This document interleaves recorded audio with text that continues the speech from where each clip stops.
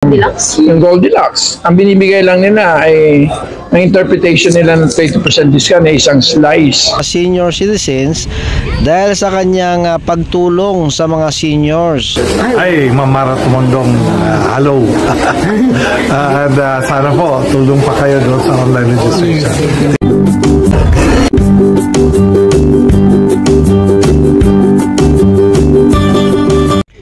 Nagpatawag ng congressional investigation si Speaker Martin Romualdez ukol sa mga establishmentong hindi or tumangging magbigay ng 20% discount sa mga senior citizens at person with disability. Ito ay pagkatapos na mag-viral ang isang establishmento na di umano isang meal plus one free drink lang ang binibigay per day instead na magbigay ng 20% discount sa kanyang pinamimili. Mabuti naman dahil dito sa hearing, biglang winidraw ng Starbucks yung kanilang one meal plus one free drink. Although I'm asking Starbucks na hindi po pwede yun na walang penalty. So sabi ko, kailangan mag-declare sila ng PWD and Senior Citizen Day. Na pending pa, sir? Tanungin nila. Pending eh, di ba? Para sa kanila, pero para sa akin, next hearing, I will ask whether, so otherwise, it's already a violation, then we will proceed with the case against Rustan's Coffee Corporation. Just like yung sa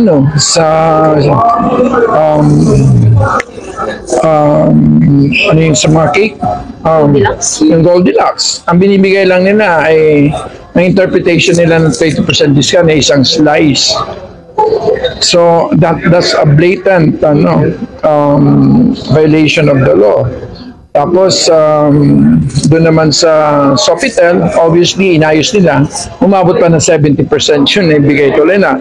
Pero yung isa naman, which is Marco Polo, dahil naman niya sa promo, pero nagkataon yung promo hindi approved ng DTI.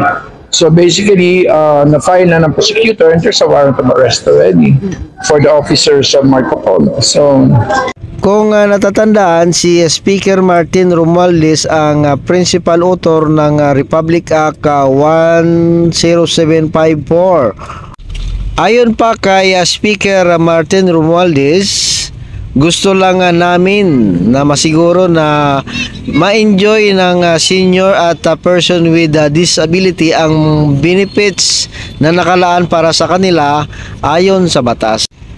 At sa ating trivia guys, alam nyo ba na may isang taong may malasakit sa tao, lalong-lalo na sa mga senior citizens at person with disability. Tinagurian siyang superhero ng mga senior citizens dahil sa kanyang pagtulong sa mga seniors. Tubong San Andres Bukid, siya ay si Ma'am Mara Tamundong. Mabilis na tulong, may malasakit sa tao. Kayo guys, ano sa palagay nyo? Please comment down below guys. Ay, Mamara Tumondong, hello. And sana po, tulong pa kayo doon sa online registration. Thank you po. God bless. Thank you.